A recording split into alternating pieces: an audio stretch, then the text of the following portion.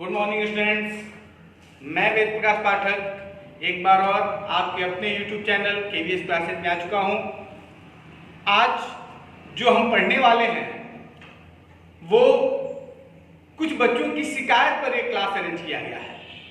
हमारे जो BSc के स्टूडेंट थे, स्पेशली जो BSc थर्ड ईयर वाले थे, वो बार बार कह रहे थे कि सर BSc से रिलेटेड कोई वीडियो डालिए। आप तैयारी का डाल रहे हैं, इंटरमीडिएट का डाल रहे हैं, BSc से कोई वीडियो नहीं आ रहा है। उसके साथ साथ जो बच्चे गेट की तैयारी कर रहे हैं उन्होंने भी मुझसे कहा था, या इंजीनियरिंग के जो बच्चे बीटेक कर रहे हैं, बीटेक में भी कुछ पोर्शन है, उन्होंने मुझसे उन पोर्शंस को पढ़ने के लिए कहा था। जैसे कमेंट बॉक्स में कई बच्चों ने इंपॉर्टेंट टॉपिक्स को डाला था, मैथ सेक्शन का, बीटेक का, तो उन सभी सेक्शंस को लेके मैं आपके सामने आ चुका हूं। और आज जो हम लोग पढ़ने वाले हैं वो BSc का बहुत ही महत्वपूर्ण टॉपिक है, और इसके साथ साथ PGT या गेट अगर हम एग्जाम देते हैं तो उसके लिए भी यह बहुत ही महत्वपूर्ण टॉपिक हो जाता है। आज हम लोग पढ़ने वाले हैं मैट्रिक स्पेस के बारे में। अगर हम DDU या कानपुर यूनिवर्सिटी या लखनऊ यूनिवर्सिटी या इलाहाबाद यूनिवर्सिटी से हैं तो मैट्रिक स्पेस जो चैप्टर है वो BSc थर्ड ईयर में पढ़ना है। लेकिन अगर कोई BHU काशी हिंदू विश्वविद्यालय से है तो उसको रियल एनालिसिस में ही मैट्रिक स्पेस एक टॉपिक वाइज दिया हुआ है। या अगर आप बीटेक करते हैं तो बीटेक में भी रियल एनालिसिस बुक में मैट्रिक स्पेस आपका as a chapter, as a portion दिया हुआ है। लेकिन अगर आप गोरखपुर विश्वविद्यालय के हैं तो BSc थर्ड ईयर का एक पेपर ही है मैट्रिक स्पेस। इस मैट्रिक स्पेस को आपको पढ़ना है। चलिए पहले हम लोग मैट्रिक स्पेस को समझते हैं। मैट्रिक स्पेस होता क्या है? स्पेस होता, पहले मैट्रिक समझते हैं। मैट्रिक, तो मैट्रिक के बारे में बता दूं, अभी हम लोग डिफिनेशन इसका लिखेंगे भी, डिफिनेशन मैथमेटिकल डिफिनेशन इसका समझेंगे भी। लेकिन उसके पहले मैं मैट्रिक के बारे में बता दूं कि मैट्रिक एक फंक्शन है। It is a type of function. और किसका फंक्शन है? It is a function of और सेट। सपोज कीजिए x एक सेट है, नॉन एम्प्टी सेट है। x is a non empty set. अगर इस नॉन एम्प्टी सेट x का इसी के साथ, स्वयं के साथ, if we are taking a Cartesian product of any set with itself, अगर किसी भी नॉन एम्प्टी सेट का स्वयं के साथ, खुद उसके साथ कार्टेशियन प्रोडक्ट लें। What is Cartesian product? We have studied in class 12th। Class 12th में हमने कार्टेशियन प्रोडक्ट के बारे में पढ़ा है, इंटरमीडिएट में कार्टेशियन प्रोडक्ट के बारे में पढ़ा है। कार्टेशियन प्रोडक्ट थोड़ा सा मैं आपको टाइम लगे समझा दूं, थोड़ा सा 1 मिनट लगेगा। कार्टेशियन प्रोडक्ट क्या होता है मैं आपको समझा दूं। सपोज कीजिए A एक सेट है, 2 3 नॉन एम्प्टी का मतलब एम्प्टी नहीं होना चाहिए, कोई ना कोई एलिमेंट जरूर होना चाहिए। अगर B कोई सेट है 4 5, ये भी नॉन एम्प्टी है, तो इसका कार्टेशियन प्रोडक्ट हमने पढ़ा है इंटरमीडिएट में। क्या पढ़ा है कि 2 होगा, 2 4 लेते हैं, यानी पेयर ऑफ एलिमेंट लेते हैं। 2 का 4 से, फिर 2 का 5 से, फिर 3 का 4 से, फिर 3 का 5 से, ऐसे लेते हैं ना। तो यही कार्टेशियन प्रोडक्ट है। इसी कार्टेशियन प्रोडक्ट की बात की जा रही है यहाँ पे। क्लियर है? तो if x is any non empty set, suppose A and B, here we have two sets which are non-empty sets.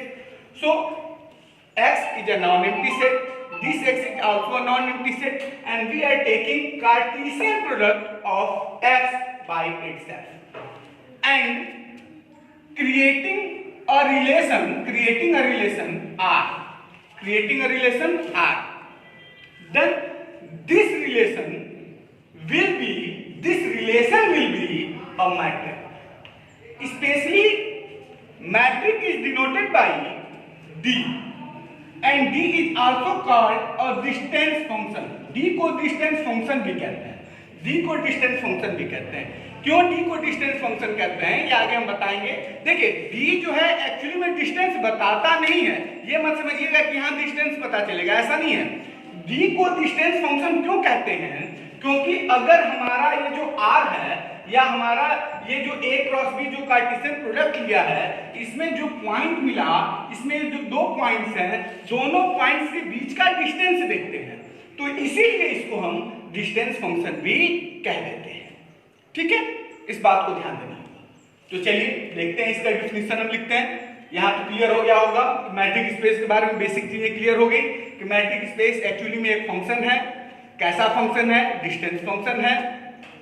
Create कैसे होता है? जब किसी नॉन एम्प्टी सेट का उसी नॉन एम्प्टी सेट के साथ, जब किसी नॉन एम्प्टी सेट का उसी के साथ कार्टेशियन प्रोडक्ट करते हैं, को कार्टेशियन प्रोडक्ट करने के बाद जो रिलेशन क्रिएट होता है उस रिलेशन को हम मैट्रिक कहेंगे यदि वो कुछ प्रॉपर्टीज को फॉलो करे। अब वो प्रॉपर्टीज क्या होंगी आइए देखते हैं। तो सबसे पहले हम डिफिनीशन लिखते हैं। मैट्रिक स्पेस, पहले तो मैट्रिक समझते हैं। मैट्रिक और मैट्रिक स्पेस में डिफरेंस होता है। कई बुक्स में डी को ही मैट्रिक स्पेस कह देता है कि D is called metric space. No, D is not a metric space. DDU में लगने वाली कई बुक में डी को मैट्रिक स्पेस कहा है, लेकिन अगर हम ध्यान से पढ़ें तो हम पढ़ेंगे कि D is not a metric space. D matric space नहीं है, D को मैट्रिक कहते हैं। और इस D के साथ जब हम उस सेट को लिख देते हैं तो ये जो सिस्टम बनता है यह सिस्टम मैट्रिक स्पेस कहलाता है। This system is called metric space. Means जैसे वहां ग्रुप में लेते थे ना, एक सेट लेते थे और सेट के साथ एक बाइनरी ऑपरेशन लेते थे। बीएससी फर्स्ट ईयर में मैंने आपको पढ़ाया भी है कि सेट लेते हैं उसके साथ बाइनरी ऑपरेशन लेते हैं तो एक ग्रुप बनता है। वैसे ही यहाँ सेट लेंगे और उसका फंक्शन लेंगे या डिस्टेंस फंक्शन लेंगे, ये दोनों मिलके हमारा मैट्रिक स्पेस क्रिएट होगा। अब डिफिनीशन इसकी हम लिखते हैं मैथमेटिकल डिफिनीशन। डिफिनीशन पूछा भी जाता है, डिफिनीशन पूछा भी जाता है, याद रखें। डिफिनीशन इसका मोस्ट इंपॉर्टेंट है। इसका इंपॉर्टेंट इस साल के लिए आप किसी भी यूनिवर्सिटी से हैं, इसका डिफिनीशन कंपल्सरी के लिए मोस्ट इंपॉर्टेंट है। What is matric space? Define matric space. तो ये डिफिनीशन मोस्ट इंपॉर्टेंट है। साथ साथ जो थर्ड ईयर वाले हैं उनका एक जो है वाइवा भी होता है मैथ्स में। तो मैथ्स में जब वाइवा देने जाते हैं तो वाइवा का भी ये बहुत महत्वपूर्ण चीज है कि मैट्रिक स्पेस को डिफाइन कीजिए। वाइवा में भी आपसे एक क्वेश्चन पूछा जाता है। तो चलिए इसकी डिफिनीशन को देखते हैं।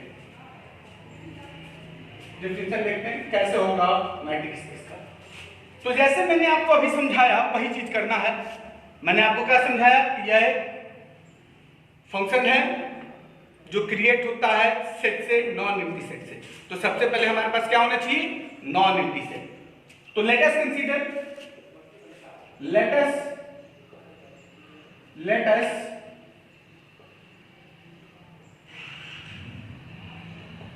Consider a non empty set. Set क्या होता है ये तो बताने की जरूरत नहीं है, बहुत छोटी बात हो जाएगी। सेट हम लोग पढ़े हैं, collection of well defined objects is called set. Non empty का मतलब सेट में कोई ना कोई ऑब्जेक्ट जरूर होना चाहिए, खाली फाइल नहीं होना चाहिए, नल सेट नहीं होना चाहिए, बस ये दिमाग में रखना है। Non empty set X। Let us consider a non empty set X। हमने X एक नॉन एम्प्टी सेट ले लिया। देन अब देखिए एक डिस्टेंस फंक्शन D, एक distance function D, a distance function D will call metric. एक डिस्टेंस फंक्शन D मैट्रिक कहलाएगा कब D इस तरह से डिफाइंड हो such that X cross X gives R। X cross X क्या हो? R हो यानी रियल नंबर हो, यानी उस सेट का उसी सेट के साथ हम कार्टेशियन प्रोडक्ट करें तो रियल नंबर हमको क्या हो? प्राप्त हो। ये डिफिनीशन है हमारा मैट्रिक का। क्लियर है? तो लिखते हैं late us consider a non empty set X A distance function. अभी हमने आपको बताया भी कि इसको डिस्टेंस फंक्शन क्यों कहते हैं, एक बार और समझ लेंगे हम लोग। A distance function D is called metric. देखिएगा metric, not metric space, metric, matric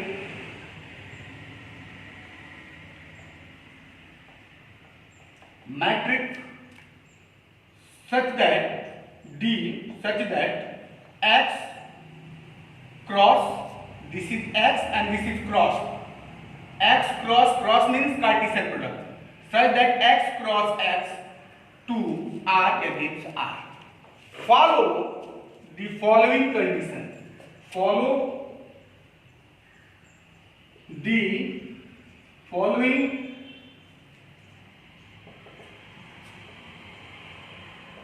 condition. यानी आपने कहा कि late us consider a non empty set x एक नॉन एम्प्टी सेट है, तो एक डिस्टेंस फंक्शन d मैट्रिक कहा जाएगा यदि if is called metric if यहां लिख देंगे if d is such that d इस प्रकार से होगी d is such that x is Cartesian product to x and these are means real number and also follow the following conditions। In conditions को भी follow करे, यानी अगर ये डिफिनीशन इन कंडीशंस को फॉलो करता है, d इस प्रकार हो कि d का x के साथ कार्टेशियन प्रोडक्ट हो, कार्टेशियन प्रोडक्ट से एक रियल नंबर मिला हो और साथ ही साथ कुछ रूल्स को फॉलो करता हो। अब ये रूल्स क्या है? नॉर्मली जैसे ग्रुप के रूल्स को G1 G2 G3 G4 से दिखाते थे, याद होगा आप लोग को बीएससी फर्स्ट ईयर में, वैसे ही इन रूल्स को हम किससे दिखाएंगे? M1 M2 M3 and M4। M1 M2 M3 and M4 चार इसमें एक्सियम होते हैं। हम चाहे तो कंडीशन की जगह एक्सियम्स भी लिख सकते हैं, ये भी ज्यादा बेहतर है। Axioms, follow the following axioms. अगर हम कंडीशंस भी लिख देते हैं वो भी सही है, एक्सियम्स भी लिख सकते हैं। एक्सियम्स लिखते हैं ज्यादा बेहतर होगा, ठीक है ना। एक्सियम और कंडीशन में थोड़ा सा डिफरेंस होता है। अब M1 क्या है इसको समझते हैं।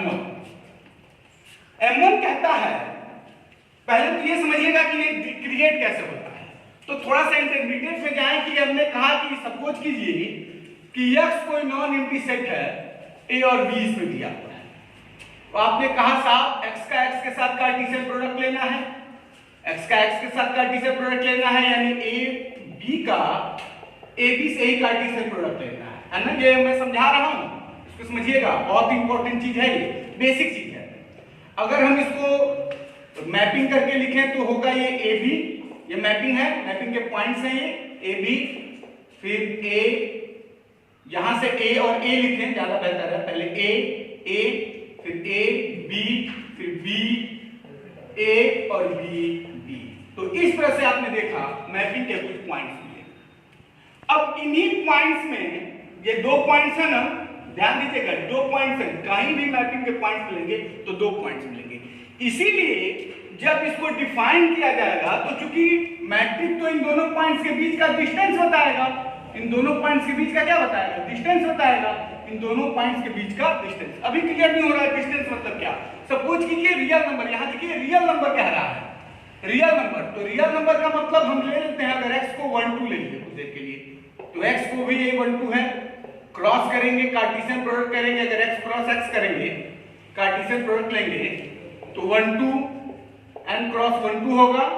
मैं जानबूझ के हिंदी में ही वीडियो बना रहा हूं क्योंकि बहुत ऐसे बच्चे भी होंगे जो बहुत ज्यादा इंग्लिश से दिक्कत होता होगा उनको, इसलिए मैं कोशिश कर रहा हूं कि हिंदी में ही ज्यादा से ज्यादा अपनी भाषा को रखूं, अपनी भाषा को ज्यादा से ज्यादा हिंदी में प्रयोग करूं।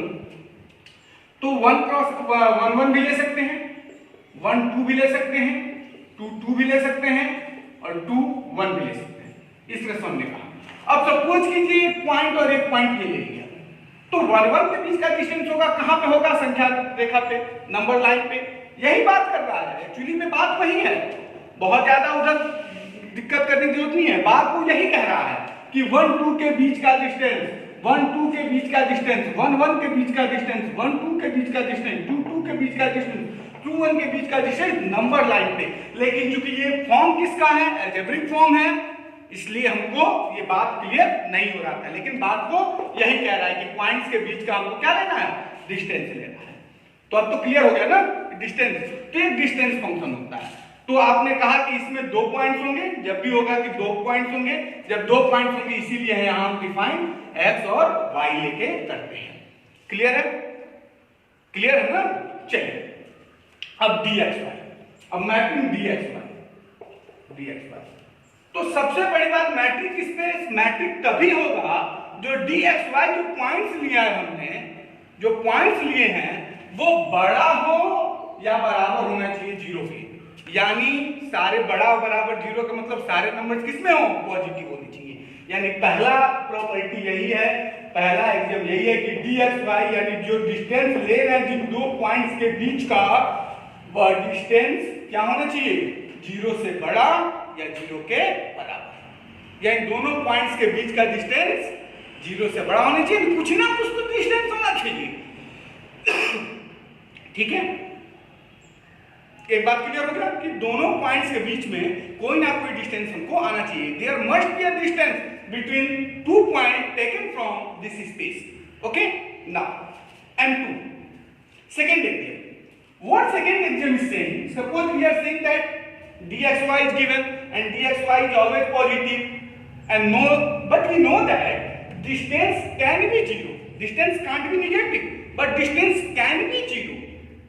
डिस्टेंस तो 0 हो सकता है ना, दूरी तो 0 हो सकती है ना भाई साहब, दूरी कभी निगेटिव नहीं हो सकती है, ये तो लॉ ऑफ फिजिक्स है ना। लेकिन दूरी हमारा क्या हो सकता है, दूरी आपने सही कहा, दूरी निगेटिव नहीं हो सकता, पॉजिटिव हो सकता है, 0 भी हो सकता है। 0 कब होगा, जब उसी पॉइंट का उसी पॉइंट से डिस्टेंस लेंगे, यानी जो x है और जो y है बिल्कुल सेम पॉइंट हो जाए, x और y सेम हो जाए, तब जाके डिस्टेंस क्या होगा, 0 होगा। तो सेकेंड एक्सियम क्या होना चाहिए कि dxy is equal to 0 when for all x is equal to y। जब x y के क्या हो जाए, इक्वल हो जाए। जब x और y सेम पॉइंट होंगे तब dxy 0 होगा, ठीक है। तीसरा चीज याद रखिएगा, इसमें एक चीज और लिखना होगा, for all such that x, y element of किसका होना चाहिए, जो हमने सेट लिया है ना, ये तो हम लोग शुरू से पढ़ते आ रहे हैं, इसमें तो रिंग में भी पढ़ा होगा, सब रिंग में पढ़ा होगा, ग्रुप में पढ़ा होगा, ये तो सारी चीजें हमको समझ में आ रहा होगा कि जो हम एलिमेंट्स लेते हैं वो सेट का ही एलिमेंट होना चाहिए, ये तो आपको पता भी होगा पहले से ही, ठीक है। x y ये भी एलिमेंट होना चाहिए x का, अगर x का एलिमेंट नहीं है तो फिर ये पॉसिबल ही नहीं होगा। x का एलिमेंट होना ही चाहिए, जो सेट लेंगे उन्हीं के एलिमेंट की हम चर्चा कर रहे हैं। चर्चा किसकी कर रहे हैं, जो सेट ऊपर x लिया है ना, इसी के लिए तो डिफाइन करना है, तो एलिमेंट भी किसका लेंगे, इसी x का ही तो लेंगे, क्लियर है। तीसरा चीज, तीसरा है कि जो रिलेशन x का, अब देखिए एक चीज और समझिए, मान लीजिए मेरे से और वहां तक की दूरी मुझे लेना है, मुझे इस बोर्ड के इस पार्ट से उस पार्ट तक का डिस्टेंस लेना है। सपोज कीजिए 1 2 3 4 कदम है यहाँ से वहां का डिस्टेंस, तो क्या मैं यहाँ से जब उधर जाऊंगा तो डिस्टेंस 5 कदम हो जाएगा, 6 कदम होगा, ऐसा नहीं है, तो भी डिस्टेंस 4 ही कदम होगा ना, 1 2 3 4, डिस्टेंस हमारा वही रहेगा। यानी तीसरा कहता है कि dxy जो है वो इक्वल होना चाहिए dyx के, यानी dxy dyx के क्या होना चाहिए, इक्वल। इसको सिमेट्रिक कंडीशन भी कहते हैं, this is also called symmetric condition. कभी कभी यही पूछ देता है what is symmetric condition of matric space, तो हमको इसी को डिफाइन करना होता है, ठीक है। dxy इक्वल टू dyx, ठीक है।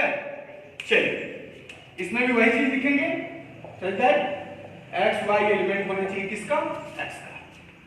तो ये तीन बातें। चौथी बात समझिएगा, दूरी के बारे में चौथी बात एक और चीज है, इसको ट्रायंगुलर प्रॉपर्टी भी कहते हैं चौथे वाले को। देखिए रटने की जरूरत नहीं है, जहां तक मैं समझ रहा हूं मैट्रिक स्पेस थोड़ा भी थियरम्स को रटने की जरूरत नहीं है। अगर मैं प्यार से समझ गया हूं, मेरा माइंड उस पर मेंटेन है, तो मैं थियरम लिख सकता हूं। और मैं गारंटी दे रहा हूं, मैं जितने थियरम्स पढ़ाऊंगा, अगर आप गेट वगैरह की तैयारी करते हैं तब तो हम पूरा पढ़ेंगे, लेकिन जो बीएससी के पॉइंट ऑफ व्यू से केवल पढ़ रहे हैं, जो बीएससी थर्ड ईयर के हैं, स्पेशली डीडीयू वाले, मैं गारंटी दे रहा हूं, मैं आपको 10 थियरम मात्र दूंगा। 10 थियरम मैं लास्ट में लिखूंगा, जब मैं वीडियो कंप्लीट करूंगा सारे क्लासेस का भी, इस बुक का, तो मात्र 10 थियरम मैं दूंगा, और उसी 10 में से 5 क्वेश्चन आपको मिल जाएगा। मैं मात्र 10 क्वेश्चन आपको बताऊंगा, मैं गारंटी दे रहा हूं, और गारंटी के साथ उस 10 में से 5 क्वेश्चन आपका मैच कर जाएगा, ठीक है। इसलिए वीडियो से बने रहें, और आगे के वीडियो को देखने के लिए इस चैनल को लाइक, सब्सक्राइब और शेयर कर दें, और साथ साथ जो आपके दोस्त हैं जिन तक ये वीडियो नहीं पहुंच पा रहा है, उन तक भी ये मैसेज जरूर दे दें। चलिए चौथा देखते हैं। चौथा क्या कहता है, चौथा कहता है, चौथा समझने से पहले कुछ और चीज समझते हैं। बेटा आपने त्रिभुज के बारे में पढ़ा है, त्रिभुज तो सबने पढ़ा है, 10 से लेके 9 से लेके 8 से लेके 7 तक त्रिभुज हम लोग पढ़ते रहते हैं, बचपन से त्रिभुज पढ़ते हैं। त्रिभुज का एक बेसिक प्रॉपर्टी हम लोग पढ़ रहे हैं, थोड़ा सा मैं कोरिलेट करूंगा, ये मत समझना कि मैं त्रिभुज पढ़ा रहा हूं, कोरिलेट में कर रहा हूं, समझ रहे हैं ना क्या कोरिलेशन है। तीन साइड्स हैं हमारे, AB है, BC है और AC है। We have AB, BC and AC। और what is theorem of triangle, that is sum of two sides is always greater than the third side. मतलब क्लियर हुआ? किसी भी त्रिभुज में दो भुजाओं का योग सदैव तीसरी भुजा से बड़ा होता है। जानते हैं भाई ना? अरे साहब जानते हैं ना ये बात हम लोग कि किसी भी त्रिभुज में दो भुजाओं का योग तीसरी भुजा से बड़ा होता है। क्यों? है ना? हाँ, एक चीज और, बराबर कब होगा? जब त्रिभुज ही ना रहे, कोलिनियर हो जाए। अगर कोलिनियर हो जाए तो बराबर ही नहीं, बराबर हो जाएगा। जैसे सपोज कीजिए ए यहां B कर दें और यहां C कर दें, हो सकता है कि नहीं हो सकता? तो हम लिख सकते हैं, यहां इस लाइन को देख रहे होंगे आप लोग, अगर A B C को लीनियर कर दें तो क्या हो जाएगा? AC is equal to AB plus BC। ठीक होगा? यानी या तो बड़ा होगा, दो भुजाओं का योग या तो बड़ा होगा या तो बराबर होगा। कोलिनियर हो जाए तो बराबर होगा, ट्रायंगुलर बने तो बड़ा होगा। क्लियर हो गया? तो वही चीज यहां है। तो यहां हमको क्या समझना है कि जो dxy होगा, dxy, इसमें तीन चीजें हमको समझना है। सपोज कीजिए x हो, y हो, z हो, ठीक है? तो क्या समझना है? जो dx है, dx z जो होगा यहां से यहां तक, dx z छोटा होगा किससे? एक्स वाई प्लस, अगर हमको लीनियर ले लें, इसको x, इसको y, इसको z ले लें तो क्या होगा साहब? बराबर होगा dx z, यानी x से z का डिस्टेंस बराबर होगा dxy प्लस dyz के। कोई दिक्कत नहीं है भाई, सीधी सी बात है, होगा। लेकिन अगर हम ट्रायंगल ले लें, यानी यहाँ y और यहाँ z कर दें तो xz क्या हो जाएगा साहब? ये xz छोटा हो जाएगा किससे? xy plus yz। त्रिभुज वाला नियम, दो भुजाओं का योग तीसरी भुजा से बड़ा होता है, तो ये क्या हो जाएगा? बड़ा हो जाएगा। यानी बड़ा हो सकता है और बराबर भी हो सकता है। तो इसको हम कैसे लिखते हैं? बड़ा या बराबर, है कि नहीं? इनइक्वालिटी के फॉर्म में। इसलिए इसको ट्रायंगल इनइक्वालिटी भी कहते हैं। जो चौथी प्रॉपर्टी होती है उसको ट्रायंगल इनइक्वालिटी भी कहते हैं। चलिए साहब आगे देखते हैं। ट्रायंगल इनइक्वालिटी कहते हैं, यानी dx z can be written as dx z must be less than और equal to, dx z must be less than और equal to dxy dx y plus dyz. Is there any doubt? This is called triangular. अगर spelling में लिख दें, this is called triangular axiom या triangular inequality. This is called symmetrical inequality या symmetrical axiom, ठीक है ना?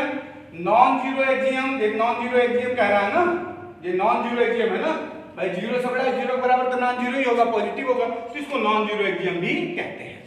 ठीक है, ये हमारा हो गया डेफिनेशन मैट्रिक स्पेस का। याद करने का ढंग साहब मुझे पता है, मैं रखवाता तो हूं नहीं, तो आपको याद करने की जरूरत नहीं है, समझना होगा, दिमाग पे प्रेशर डालना होगा। क्या है? बहुत आसान है। Late us consider x be a non empty set. x क्या है? नॉन एम्प्टी सेट है, ठीक है। Then a distance function d is called metric. Distance function d metric कहलाएगा when कब कहलाएगा भाई? d इस प्रकार से हो, d such that क्या हो? x का x से रियल रिलेशन हो, d such that x, भाई रिलेशन निकालने के लिए कार्टेशियन प्रोडक्ट करना होगा, x cross x to r and follow the following axioms m1 m2 m3 m4. m1 what? dxy greater than equal to 0. m2 what? dxy it may be 0 when x is equal to y. जब x और y क्या हो जाए? Same point हो तो distance 0 हो जाए। बस दिमाग में डिस्टेंस का कॉन्सेप्ट लेके चलिए कि मैट्रिक डिस्टेंस है। आप कभी गलत ना थ्योरम में होंगे ना इसमें होंगे, बस। हाँ, लेकिन कोई पूछ दे क्या मैट्रिक डिस्टेंस है, तो हर जगह डिस्टेंस नहीं होता है, ये भी ध्यान रखिएगा, आगे मैं बताऊंगा आपको, ठीक है। बस इतना दिमाग में रखना है कि कॉन्सेप्ट माइंड में डिस्टेंस का लेके चलना है, ठीक है। चलिए m3 dxy यानी यहां से वहां तक का डिस्टेंस और वहां से यहां तक का डिस्टेंस इक्वल हो जाएगा, जाहिर सी बात है। तो अगर बीच में कोई पॉइंट डाल दे तो इस यहां से यहां और यहां से यहां दोनों का सम जो होगा टोटल का इक्वल हो सकता है या बड़ा हो सकता है। ट्रायंगुलर हो जाए तो बड़ा हो जाएगा और लीनियर हो जाए तो इक्वल हो जाएगा। ये चार एक्सियम है मैट्रिक स्पेस के, मैट्रिक के। तो हम डिफिनेशन में आगे लिखते हैं देन dxy या d is called metric and xd the system xd is called metric space। Then यहां हो गया, इसको लिखने के बाद यहां चाहे तो नाम लिख सकते हैं, कोई जरूरत नहीं है। अगर केवल डिफिनेशन एग्जाम में लिखना तो एक्सियम के नाम लिखने की भी कोई विशेष आवश्यकता नहीं है। नॉलेज के लिए जानेंगे कि ये नॉन जीरो एक्सियम है, ये क्या है आपका सिमेट्रिक एक्सियम है, ये ट्रायंगुलर एक्सियम है, ठीक है। चलिए आगे बढ़ते हैं। देन एक बहुत बारीक बात मैं बताने वाला हूं जो आपसे पीजीटी वगैरह में पूछा जाता है। क्या D is called, D क्या होता है? D is called metric। D metric है, D is not metric space। Always remember this thing। And if I am writing D, it means I am writing dxy। Always xy is always in our mind। Okay? xy must be in our mind। D means dxy। Always remember। Okay? So D is called metric। And the system dxy, the system dxy with dxy or d with x means x and d। पहले set को लिखते हैं फिर function को लिखते हैं।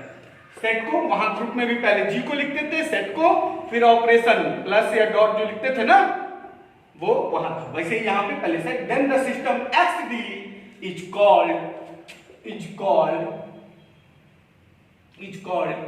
metric space। ठीक है, ठीक है। अब देखिए कहीं हम चाहें तो स्टार बना के एक बात और समझ सकते हैं कि केवल x को भी मैट्रिक स्पेस कह सकते हैं, d को नहीं कह सकते। लेकिन x is also known as metric space। x is also known as metric space। x को भी हम मैट्रिक स्पेस के नाम से क्या करते हैं जानते हैं। x is also known as metric space। But if we are writing x is known as metric space, then it is known that there must be exist any d। अगर हम x को मैट्रिक स्पेस कह रहे हैं तो हमारे मन में है कि यहां जरूर कोई ना कोई d छुपा हुआ है, बिना d का हो ही नहीं सकता। इसमें d ऑलरेडी छुपा हुआ है, अंदर है, d है, हमने मान लिया d है, ठीक है। चलिए आगे बढ़ते हैं। तो इस तरह से हमने मैट्रिक स्पेस के बारे में डिफिनीशन को जाना। अब थोड़ा सा इसको और समझते हैं। एक होता है स्यूडो मैट्रिक स्पेस या सेमी मैट्रिक स्पेस, तो उसको और डिटेल में हम लोग पढ़ेंगे। इस पे एक क्वेश्चन कर लेते हैं, क्वेश्चन कैसे पूछा जाता है, फिर और डिटेल हमको पढ़ना है। मैट्रिक स्पेस, फिर ओपन सेट क्या होता है, ओपन स्फीयर क्या होता है, नेबरहुड पॉइंट्स क्या होते हैं, लिमिटिंग पॉइंट्स क्या होते हैं, रिसेंट पॉइंट्स क्या होते हैं, ये सब पढ़ना है। धीरे धीरे हम लोग अगले अगले क्लासेस में पढ़ते रहेंगे। डिफिनीशन और डिफिनीशन पर बेस्ड एक क्वेश्चन देख लेते हैं, फिर आगे हम लोग इसको पढ़ते रहेंगे। क्वेश्चंस क्या है और क्वेश्चंस कैसे आएंगे, एक क्वेश्चन से समझते हैं, फिर थ्योरम्स भी पढ़ेंगे। थ्योरम ज्यादा इंपॉर्टेंट होंगे, क्वेश्चंस के छोटे छोटे आएंगे। तो एक क्वेश्चन से समझते हैं, क्वेश्चन कैसे दिया रहेगा। इस पे 2-3 मैं होमवर्क भी दे दूंगा, आप होमवर्क भी कर सकते हैं। Suppose we have a question and this question is defined as dxy is any distance function such that x cross x related r for all x, y element of R। and dxy is defined as mod of x minus y. Mod of x minus y. This question is very important, and this question has been asked for several years in many university exams for BSc third year. Okay, and for PGT also. So how we will solve this problem? First of all, what we are writing to solve any problem? First of all, we are writing given. What we have? Solution. Here we are doing solution. Given. What is given? We have definition. We have a matrix. We have a matrix D, and D is defined as mod of x minus y. We have a matrix D, which is defined as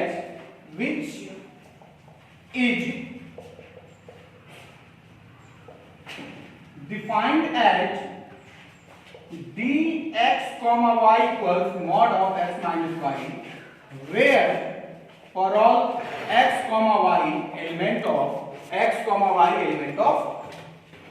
capital X. So what we have to do now? We have to solve this, then to prove.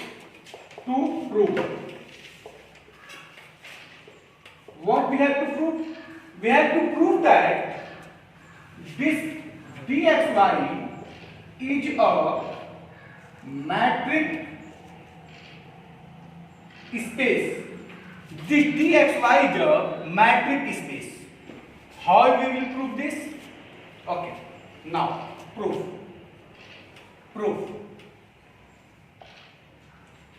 Here, to prove this, we have to write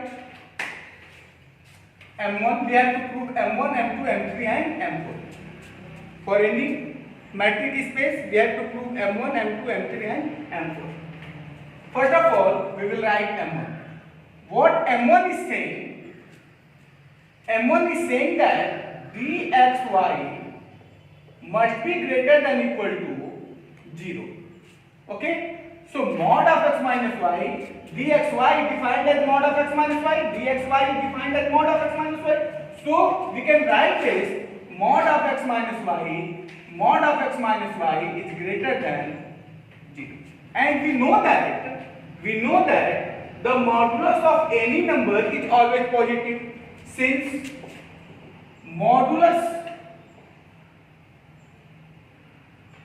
of any number is always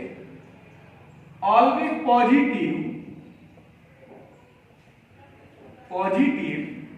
Modulus of any number is always positive.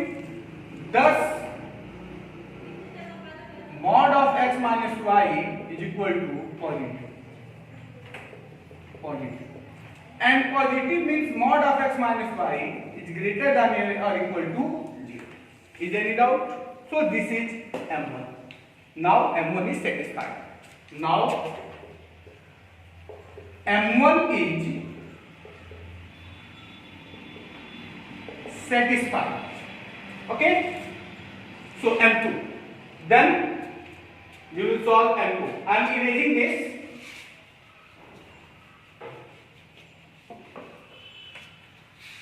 So M2.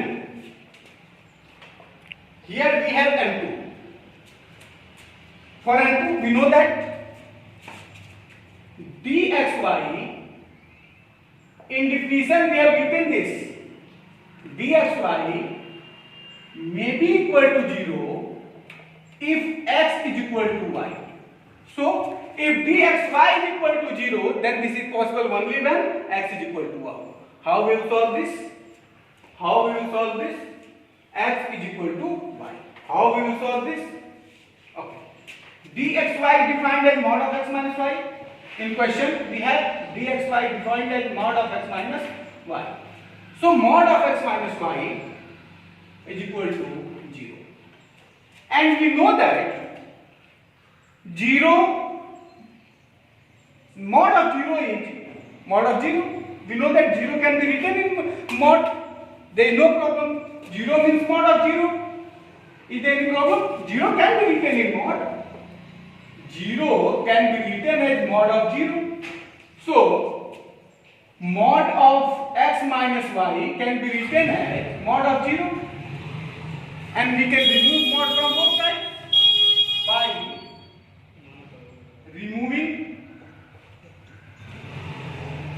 mod from both sides. दोनों side से mod को remove कर दें. So we have x minus y equal to 0. This implies x is equal to, and we have to put this. Okay? We have to put this. हमने इसको दिखा दिया. यानी इस तरह से हम कह सकते हैं कि M2 is also satisfied. M2 भी क्या हो गया? सेटिस्फाइड हो गया क्योंकि dxy 0 है और हमको प्रूफ करना है, दिखाना है कि ये तभी होगा जब x is equal to y होगा. तो mod of x minus y dxy 0 डिफिनिशन में है, mod of x minus y dxy की डिफिनिशन है तो इक्वल टू 0 कर दिए.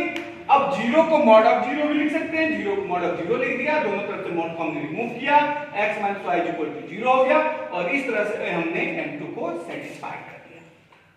ठीक है, अब ये आपने नोट कर लिया होगा. अब M3 को देखते हैं. M3 क्या था? M3 था dxy is equal to dyx. यही था ना? M3 यही है ना? भाई डिफिनिशन में हमने नोट किया है M1 M2 M3, वहां आप देख सकते हैं. M3 में यही था, सिमेट्रिकल था, dxy equal to yx. अब dxy कैसे डिफाइंड है भाई?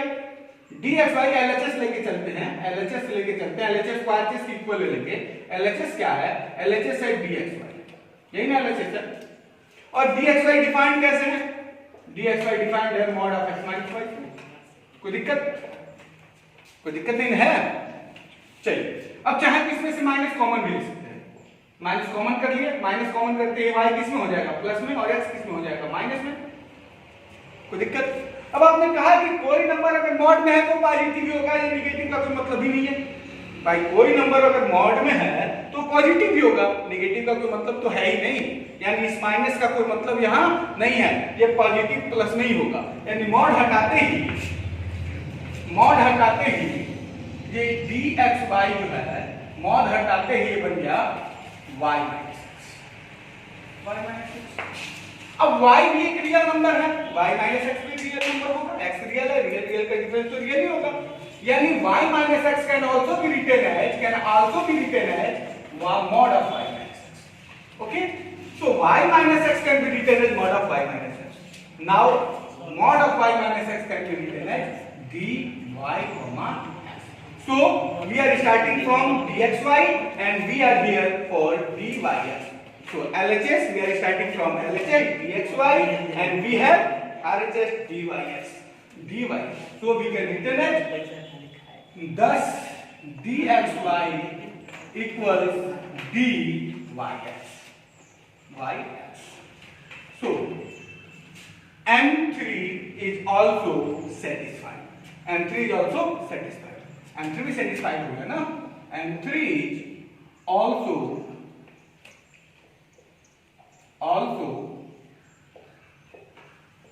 satisfied. अब M4 लेके चलते हैं. M4 क्या है? ध्यान से देखिएगा. M4 क्या है? dxz, 3 पॉइंट्स हैं x, y और z. ठीक है? dxyz.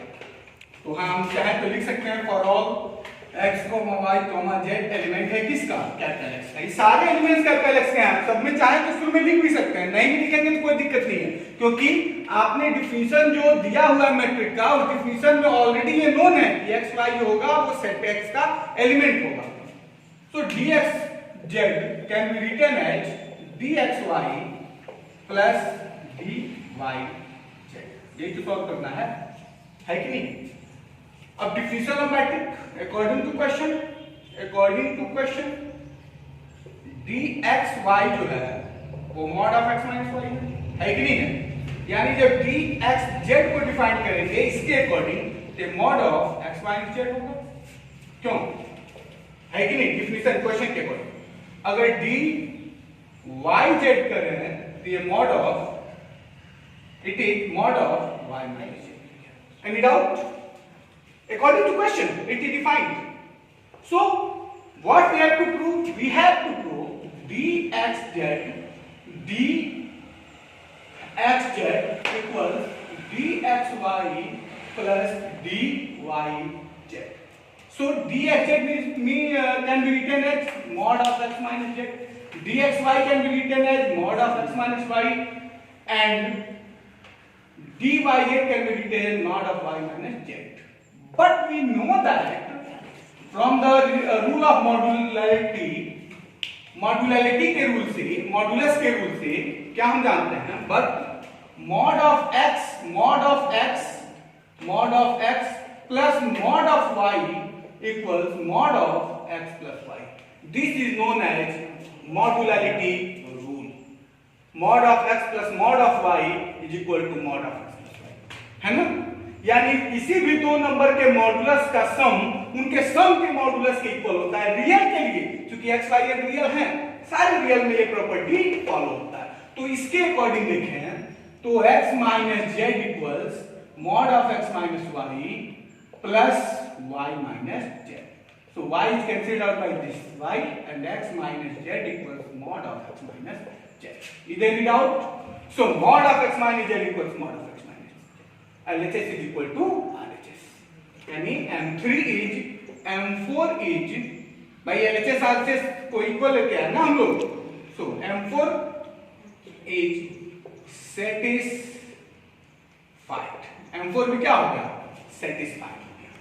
So we can say that M1, M2, M3 and M4 all four axioms are satisfied for D.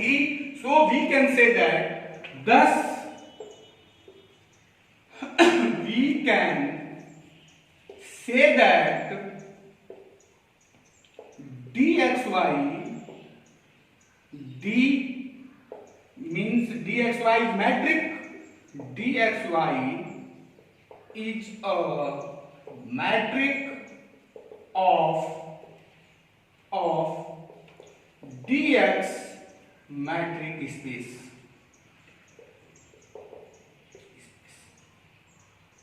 यहाँ सेंटेंस को ऐसे लिख सकते हैं, thus we can say that dx is a metric space of metric D. या ऐसे भी लिख सकते हैं thus x is a metric space of D. ठीक है? तो इस तरह से एक प्रॉब्लम को हमने सॉल्व किया। इसी तरह से बहुत सारे प्रॉब्लम्स हैं, हम उसको भी क्या कर सकते हैं? सॉल्व कर सकते हैं। आप चाहें तो dxy देखिए, ये डिफिनेशन तो सब में वो basic x mod x cross x ये तो सेम होगा, केवल d की डिफिनेशन चेंज होगी। कभी d mod of x minus y हो जाएगी, कभी d mod of x square minus y square हो जाएगा, कभी d log y by x हो जाएगा, कभी d 3 mod x minus y हो जाएगा। ये चार मैंने आपको प्रॉब्लम दे दिया। आप चाहें तो हमारी आवाज को आगे पीछे करके इसको घर पे सॉल्व भी कर सकते हैं। ठीक है, आप घर पे सॉल्व कीजिएगा। अगर कोई डाउट होगा तो कमेंट बॉक्स या यूट्यूब के कमेंट बॉक्स या व्हाट्सएप के माध्यम से आप अपने डाउट्स को हम तक भेज सकते हैं।